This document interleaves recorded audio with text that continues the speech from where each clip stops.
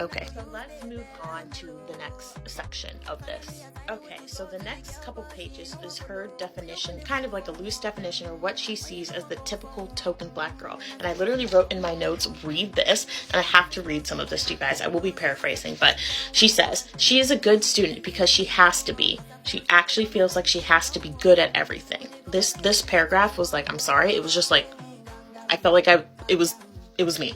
Anyway, she's almost always a good dancer, and even if she's not, it doesn't matter because everyone will think she is a good dancer.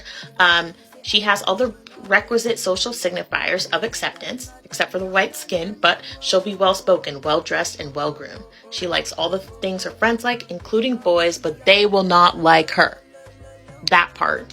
She almost never acknowledges her position as the sole black member of a group because talking about race would make white people uncomfortable, and we can never make them uncomfortable. I mean, that was me to a T basically in high school. Like, people would always call me Beyonce because what else are you going to call a black girl who's a dancer? And I was a dancer. Like, I grew up going to a dance studio.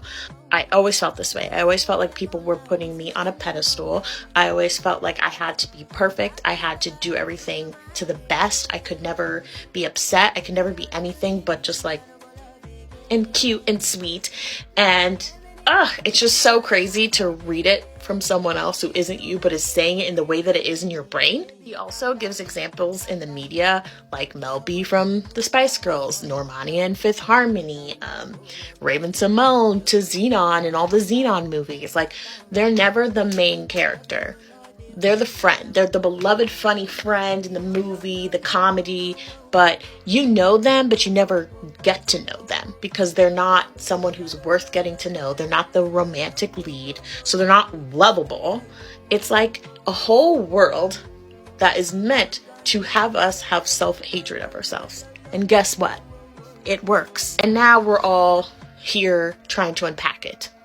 Also myself. But we're unpacking it.